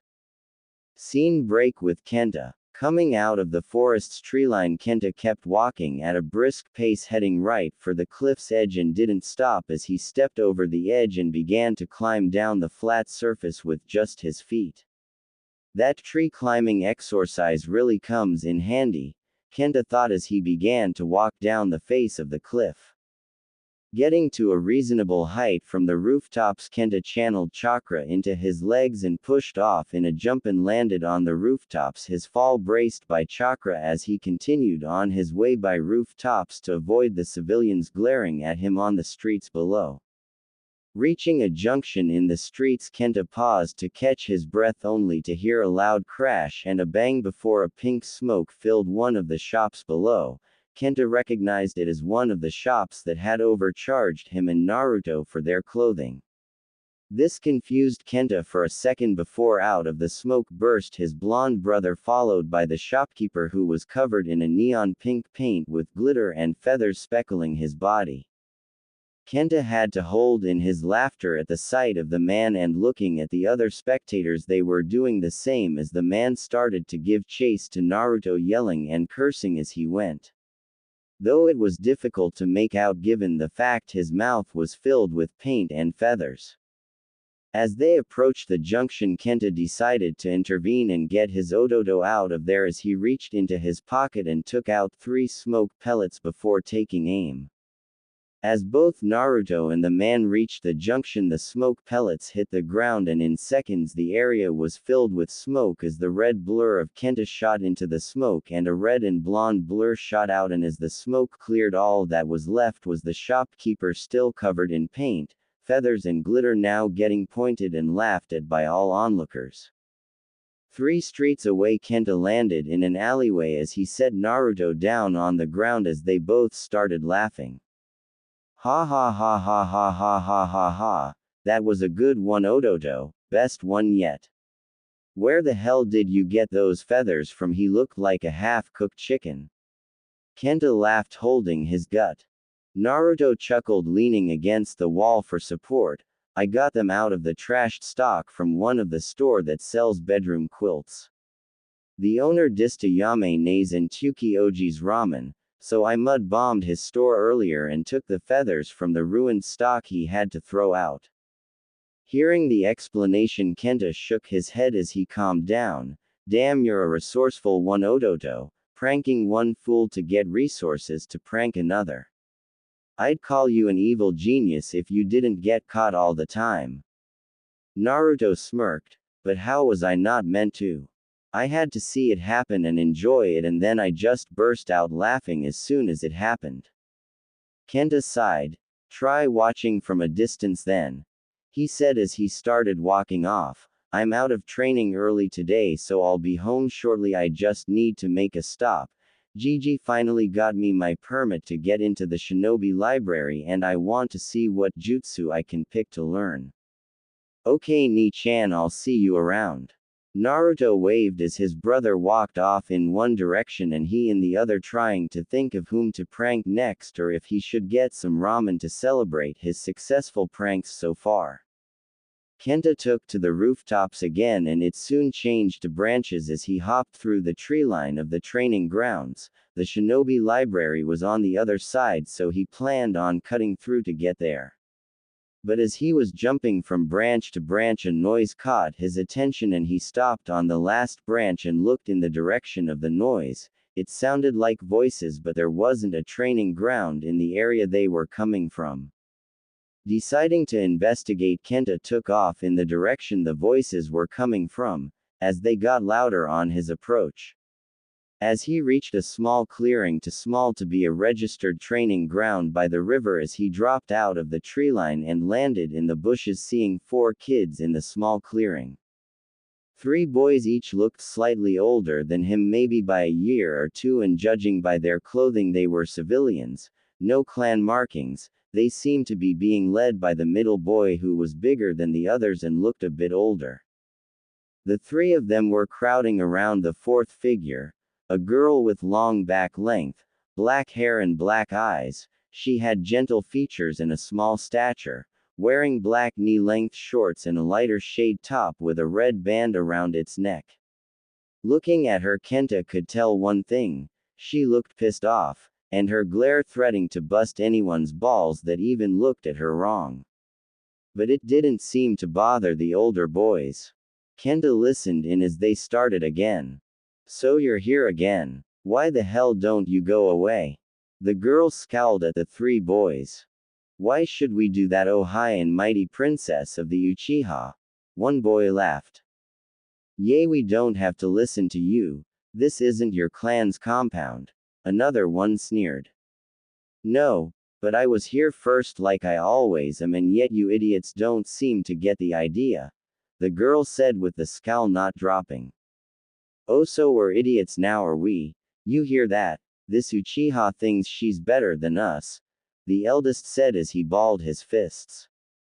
Hardly. Just because of your clan's freaky eyes, you think you're above us regular people, is that it? The other glared. She doesn't even have her Sharingan yet, and she still thinks she's better than us, the third said. Kenta, who was watching from the bushes, raised an eyebrow. Sharingan, that sounds interesting. One more thing to ask Gigi about later, he thought as he watched on. The girl just shook her head in awe of these 3 idiots. Are you 3 just stupid or something? Not once have I said I was better than any of you. But you clearly think I am. I mean, you come here every time to insult me, and it's always the 3 of you. What's the matter? Think you can't take me one-on-one? She said with a small laugh. Kenta grinned from the bushes. Girls got fire, he thought as he watched, only for it to turn to a glare as he saw the boys starting to move in on the girl. That's it. I think it's time we teach this Uchiha to watch that mouth of hers, the eldest said as he cracked his knuckles as they started to crowd the girl. That was when Kenta rose from the bushes. Hey idiots, leave her alone, he said, coming out of the bushes, glare firmly in place. The 3 boys turned to him and the girl looked at him in shock, not knowing her had been there this whole time. And who the hell are you supposed to be? The eldest said as he looked to Kenta. Kenta smirked. Just a passerby who dislikes bullies, especially cowardly ones who need to gang up on a girl just to prove a point. The eldest growled in anger and Kenta could see he was pissing him off. That was the plan. An angry opponent is one who is likely to attack first and make the most mistakes. That's when you strike. Anko's word echoed in Kenta's head, and he planned to follow them. It seemed to be going to plan so far, that was until one of the smaller boys spoke. Hey, I know you. You're that Joker's big brother, the one that's always getting into trouble and pissing off the adults, like worthless trash, the one boy quipped, earning Kenta's glare. What did you just say? Kenta said as he started walking forward, keeping the three boys in his line of sight. What did you just call my Odoto? Worthless trash, just like you. The boy repeated, only to be blindsided by a haymaker he never saw coming as Kenta attacked him with speed, making both other boys jump back as their fiend lands at their feet. Kenta glares at them angrily. I was just going to let you off and tell you to leave this nice girl alone, but now I'm afraid I can't do that, not after you said something so stupid like that. Stupid fools like you who think it's alright to gang up on a girl and then put down my Odoto need to have a lesson beaten into you. Once I'm done with you, you'll think twice about saying anything against my family again, especially since my Odoto will be Hokage one day. Kenta said in all seriousness. He knew Naruto would be, because he would make damn sure it happened. Hearing him, the other two boys just burst out laughing. Ha ha ha ha ha ha ha ha. Yay, right, like that baka can become the Hokage. You must have something screwed with your head, the younger one said. Yay, if that baka brother of yours can become the Hokage, then I'm the Shodai Hokage reborn. The eldest laughed. There's no way gutter trash like him will. He started to say before he suddenly found the wind knocked out of him when Kenta rushed him, eyes full of anger, as he drove his fist into the older boy's gut hard, making him double over and to the ground, clutching his gut. Kenta had included some chakra in the punch to make sure it hurt. No one spoke ill of his Odoto's dream and didn't pay a price. The younger boy's eyes widened as Kenta went for him, throwing a heel kick to the side of his head before he could react, and was sent to the ground like the first two as Kenta glared down at them, his anger controlling him. Shut your mouths. Kenta yelled, making the girl behind him flinch, hearing his anger. I can take a lot of stuff, but when someone insults my family right to my face, that crosses the line. Kenta said, his fists gripping tight in his rage. You call us trash, then what the hell does that make you? The girl watching was in a state of shock. She hadn't seen anyone move like that except her older brother when she saw him training once. But here was this boy her age moving with such speed and strength enough to take on boys 2 or 3 years older was amazing, and the determination in his voice had her mesmerizes. Only one thought was on her mind: who are you? The older boy on the ground snarled at the comment as he reached for his side pocket and took out the kunai he had for practice as he used his other hand to scoop up some dirt from the ground. He'd make this punk pay for this. Then he got up off the ground, throwing the dirt in Kenta's face. The dirt and gravel hit Kenta right in the eyes, blocking his vision. As his hands went to his eyes to rub it away, he heard the elder boy yell. Die, you trash! He called out. Kenta reacted and turned away from where the voice was, but was a moment too slow as he felt a burning sensation on his chin as the older boy's kunai slashed at him.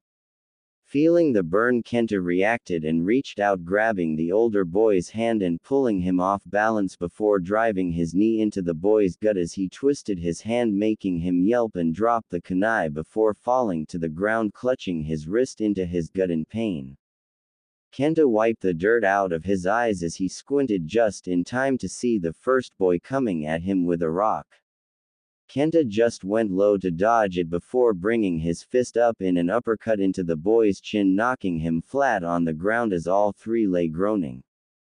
The girl watching, looking on in shock, seeing the boy that had come to her aid hurt for getting involved as she covered her mouth as she gasped, seeing the blood trickling from his chin as he rubbed his eyes. The wound went from just below the right of his lower lip down to the right of his chin and was bleeding heavily. Kenta finished rubbing his eyes, though it wasn't really doing much good at this point. He'd need to wash the dirt out but couldn't at the moment. His hand went to the wound on his chin and he hissed as he touched it and felt the pain.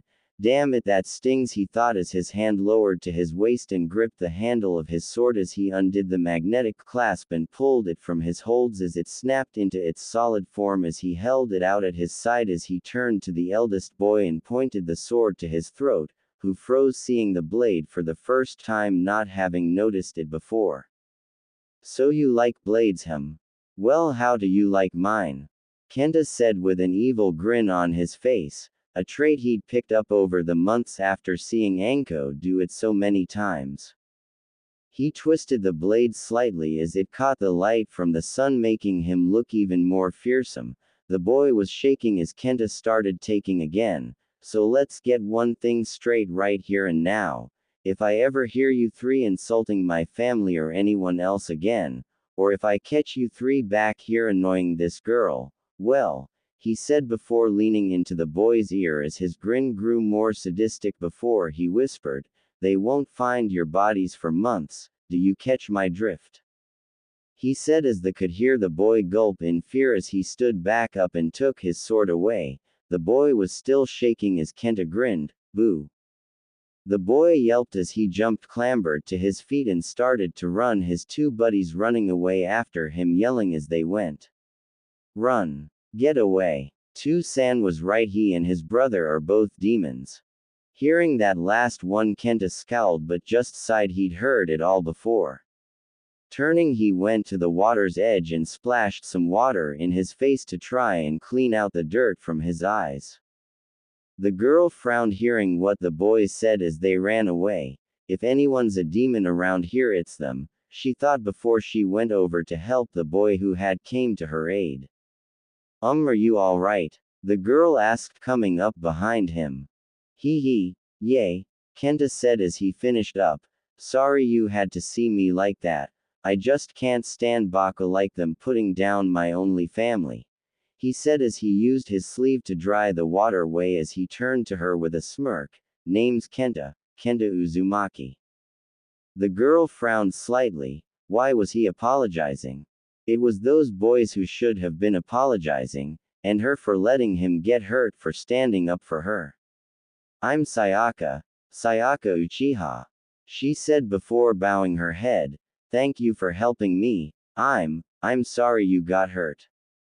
Kenta smirked as B took out one of the large bandages from his pouch, after having stocked up after day 3 of having Anko as a sensei, and covered the wound as he waved her off.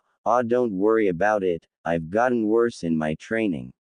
My sensei's a real sadist for that kind of stuff, she says. You can't be a shinobi without getting cut up a little, but I think I prefer her senbon needles to a kunai.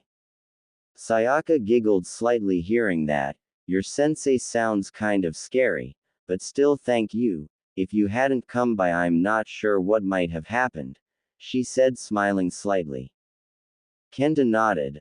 I take it those three come around here often then? He asked, getting all the information. Sayaka nodded her head. Yay, well, whenever I come here to train in privately at least, she explained. Kenta crossed his arms looking at her confused. Then why don't you train in your clan's compound? You said you were an Uchiha, right? Last I checked you have several training grounds registered to your clan, why come here?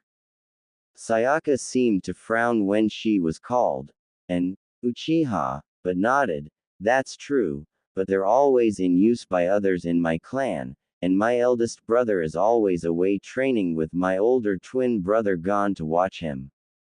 Kenta nodded understanding. I see, so what days do you come here to train then?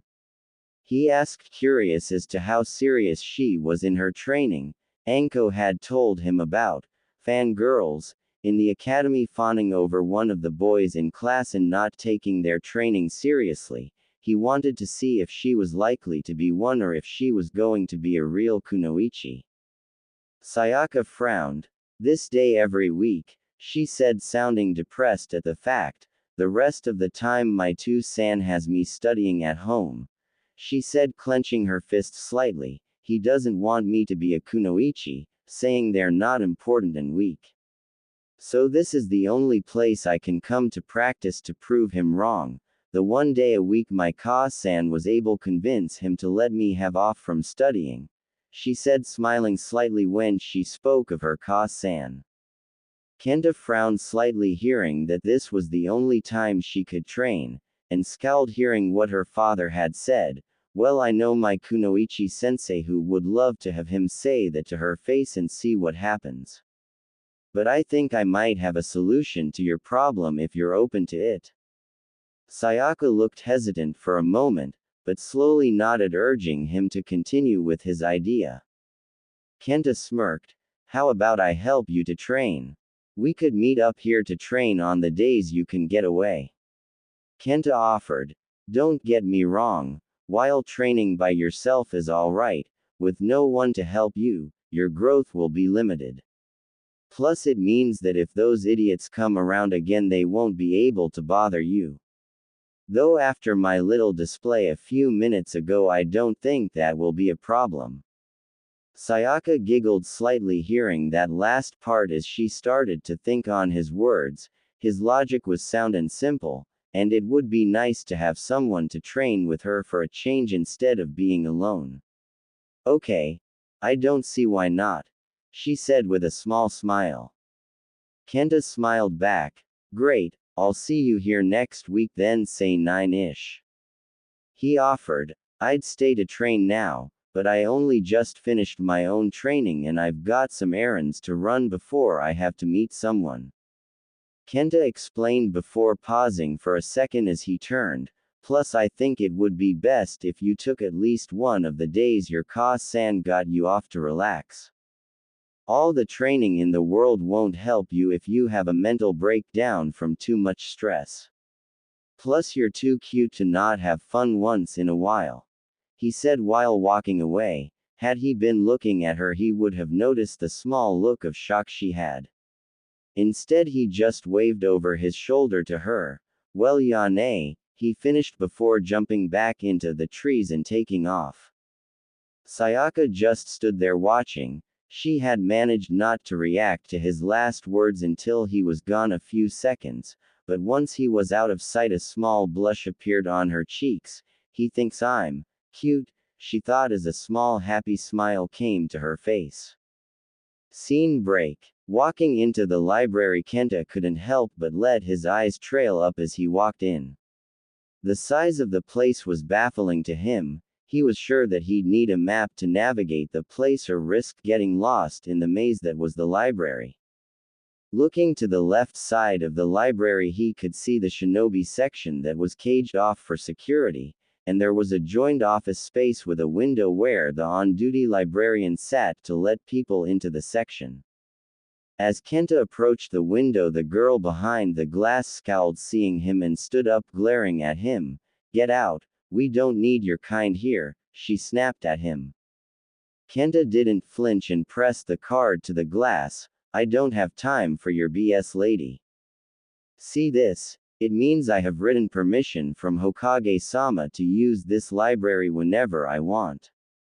It also means he knows I'm here, so if I go to him now and tell him you refused to let me in, I think he'd be more than willing to find you a cell in T and I to wait in until you've thought up a good reason that Ibiki will believe as to why you're refusing me entry, he said as he returned the glare equally as cold. He knew the threat would work. Everyone in the village knew who Ibiki was, the head torturer of the T&I division where Anko worked. Kenta had actually had the chance to meet the man a month back when he came looking for Anko. Nice enough guy, a little intimidating with his height and scars, but nice nonetheless. The girl continued to scowl at him but couldn't say anything in revoke as she hit the button to open the cage door. Taking his card away, Kenta turned and walked in, checking that there was a release button on the inside so he could enter and not worry about being locked in for hours until the Hokage found him. Walking down the rows of shelved, Kenta was deep in thought. I'd better learn everything I can about the basics first before I try anything, and the basics of all ninjutsu is chakra, so better start there and see if there's anything Anko hasn't taught me about it yet. he thought as he lifted one of the baskets for holding the scrolls and started going through the rows of scrolls slowly, not wanting to miss anything that might be important. Chakra control, I wonder what other methods there are besides the leaf and tree climbing ones. As he put the scroll into the basket and looked to see another scroll, chakra natures, wonder what that's about. He thought as he took down the scroll and put it in his basket before continuing on. After lifting 3 more scrolls on the uses of chakra, Kenta started going down the ninjutsu rows, searching with a fine-tooth comb. As he continued, he noticed a scroll entitled Bunshin and their categories. Taking the scroll down, Kenta looked at it puzzled for a moment. Does this mean there's more than one type of bunshin other than what I've learned? He thought before opening the scroll and reading the first section, his eyes widening. Interesting, so shinobi can make clones through elements that can fight and aren't just projections. Very interesting indeed. That's another thing to ask Gigi about. He thought as he rolled the scroll up and put it in his basket and looked back down the rows. I need something more than just these few jutsu. Something to really make me stand out and give me an edge. Let's see what I can find. He thinks before looking to the more advanced section of the aisles and smirked. Coming out of the aisle a few minutes later, he had his basket fairly full with another 5 scrolls. He had picked up multiple types of jutsu to learn, variations of Kaden fire, and Raiden lighting jutsu, with a few assorted Doden earth jutsu and even some sweetened water, and Futon wind jutsu, though he was a little disappointed in the limited selection of Futon and Raiden jutsu they had here, but he'd just have to make do. Gotta see which type one prefer to use. Gigi said that it's good to have variation in jutsu choices, so I'll learn what I can for now. As he started walking into the next aisle, he stopped and noticed the Bukijutsu, weapon techniques, section and smirked. Let's see here, I can't start creating my own style until I've got a grasp of the styles there are out there. So I have a grasp on what I've got to work with when the time comes, and there's no time like the present, he thinks as he walks over and starts his next search. Coming out after 10 minutes, Kenta had a very happy look on his face as several more scrolls filled his basket. Perfect, I should be able to work with these and have a style in no time. It will be practicing it that's going to be the hard part. I think I'll have to see about getting a pair of armored gloves for this. I don't want my hands cut to shreds, he thinks as he walks before a final aisle catches his eyes. The small Iryo Ninjutsu medical ninja techniques aisle that he'd almost missed, and a thought came to his head. Well, that could help until I get the gloves, plus it could be interesting to learn, he thought as he walked over and took one of the lower level scrolls after taking a quick peek and walked on. Getting to the booking section, Kenta slotted his many choices into the slot provided and pushed the slot closed only for a storage scroll to roll out the bottom slot with copies of the scrolls he'd booked sealed inside. Taking it, Kenta made a beeline to the exit, eager to get to Hiruzen and ask him the many questions he now had. However, as he left, he missed the cold glare he was getting from the librarian, who watched him go before lifting the phone to make a call. Scene break. After leaving the library, Kenta quickly took to the rooftops and started making his way to the apartment building where he and Naruto lived to drop off his scrolls. Getting there, he opened the scroll and looked through to find one in particular and smirked as he put it on the table in Naruto's apartment and wrote a note and placed it on top that said, "Thought this would help with watching your pranks. We'll work on it tonight when I get back, Ni-chan." The title of the scroll read, Kakurimino no Jutsu, Cloak of Invisibility Technique. Leaving the rest of the scrolls in his apartment, Kenta walked out and took to the rooftops once more, heading for the Hokage's office, his head buzzing with questions that he was eager to get answered. Scene break. Hiruzen sat in his office, his paperwork flow stemmed for the evening as he began to light up his pipe and took a breath before exhaling with a relaxed sigh as he smirked. Not many decide to enter my office that way. I can think of only one, and it seems you're taking up that habit as well now. Hiruzen smirked before looking to the open window to see Kenta sitting there shaking his head. What can I say? I have style. Kenta said, stepping in, before looking at Hiruzen shaking his head again. You know that's bad for your health, Gigi. Hiruzen chuckled. When you get to my age, Kenta, you enjoy the little things, so what questions do you have for? He started but stopped as his gaze settles on Kenta's chin and a small scowl settled in. What happened to your chin, Kenta? That wasn't from training. Kenta shook his head. Teaching some bullies a lesson for picking on those who don't deserve it. I would have let them be, except they decided to run their mouths about Ototo. I couldn't let that go. Just wasn't expecting one of them to throw dirt in my eyes and come at me with a kunai. They ended up worse than I did. He explained as Hiruzen pulled back the bandage, checking the wound as his scowl deepened. It's not deep enough to require stitches, but it will scar. Hiruzen said as he replaced the bandage. Who were they, Kenta? Kenta shook his head. It doesn't matter, Gigi. I made sure to put the fear of Kami into them before scaring them off. They won't be trying it again. Hiruzen was going to try and push for the names again but stopped when he saw the look in Kenta's eyes, steadfast and determined. He knew he wouldn't budge from his decision on the matter. There's that Uzumaki blood again, Hiruzen thought with a mental smirk before sighing. Very well, Kenta, if you're not wanting to press charges, then all right. He said as he sat down behind his desk again. So I take it your trip to the library was productive and you have questions. Kenta nodded. A fair few, actually. Can you tell me what exactly is this Sharingan I've heard about? I know it's involved with the Uchiha clan, but what exactly does it do? Hiruzen blinked at the sudden and specific question. That's a rather specific question. I'll try to explain it as best I can. You see, Kenta, the Sharingan is what is known as a bloodline limit or Kekkei Genkai. This is a specific ability that is passed down through a person's blood. The Sharingan is one of the few known Kekkei Genkai that presents itself in the user's eyes and is classified as a dojutsu. So what do these Sharingan actually look like then when they're used? Kenta asked. Hiruzen replies, well, when an Uchiha has awakened their Sharingan through an intense situation, their Sharingan will present itself as the Uchiha's iris turns red and 3 black tomos form in a ring.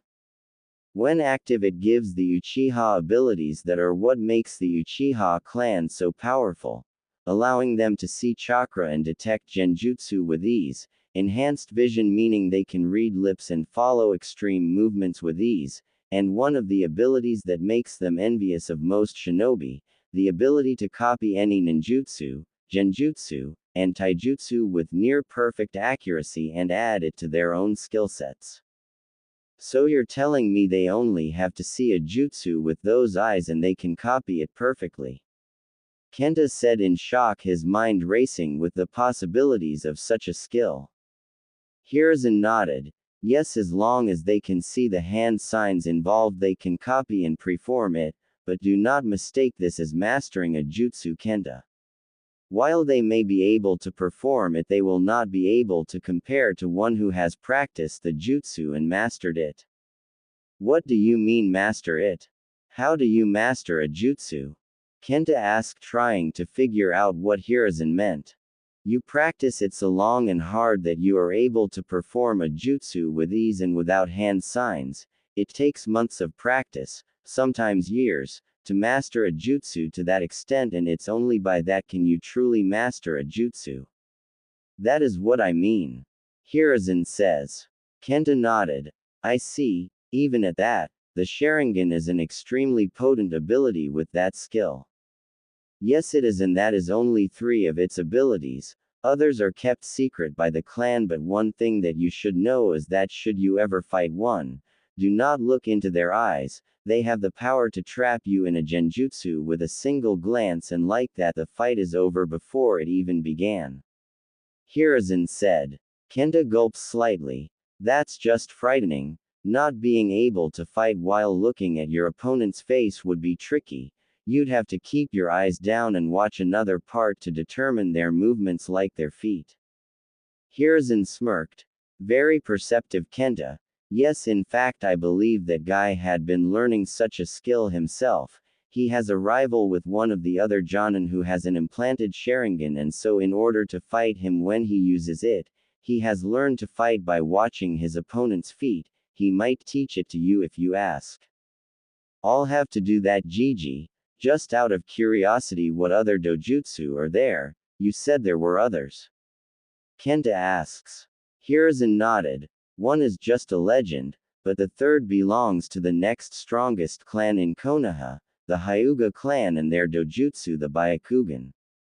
It presents itself by pulsing veins around the user's eye and grants them extreme visionary abilities, allowing them to see chakra networks and see through solid mass as well as full 360-degree vision, making them great hunters and trackers as no one can hide from them. And lethal in taijutsu with their specialized taijutsu style, the Juken, gentle fist, style that targets their opponent's chakra pathway system by closing their tenketsu points with extreme speeds. Kenta gulped. That would make them tricky to beat. You couldn't sneak up on them, and on top of that they'd be murder at close combat with that style. I hope I never have to fight one in the close future. I'd better start thinking up ways to counter them in fights. Hiruzen chuckled. If you do, be sure to keep it to yourself. I don't think either Fugaku Uchiha or Hiyashi Hyuga would appreciate you telling people how to beat their clansmen, but what has brought on all these questions? Did you read about them in the library? Kenta shook his head. No reason, Gigi. I just overheard someone mention the Sharingan earlier and was curious as all. Actually, I was hoping you could explain about two scrolls, one read on chakra nature and element bunshin. Hiruzen blinked. Those are rather advanced scrolls you're reading, Kenta. Elemental bunshins are Chunin rank and chakra nature is high Jonin. He said before stroking his beard, as smirked slightly, but I don't see the harm in explaining some of the basics of those since you're curious. Firstly, let's check your natural affinity is. He said as he opened the lower left drawer of his desk. And how do we do that, Gigi? Kenta asked, seeing Hiruzen reach into the drawer. Hiruzen smirked, taking out a slip of paper. With this, he said, holding out the paper. This is what's known as chakra paper. By channeling your chakra through this paper, it will tell you your elemental affinity.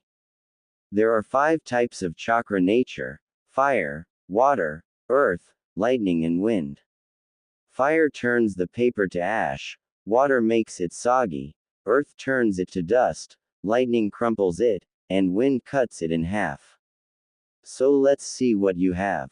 Hiruzen finished as Kenta took the paper. Nodding, Kenta looked to the paper and began channeling his chakra, and the effect was instantaneous. It cut in half and one part crumpled up and the other side turned soggy.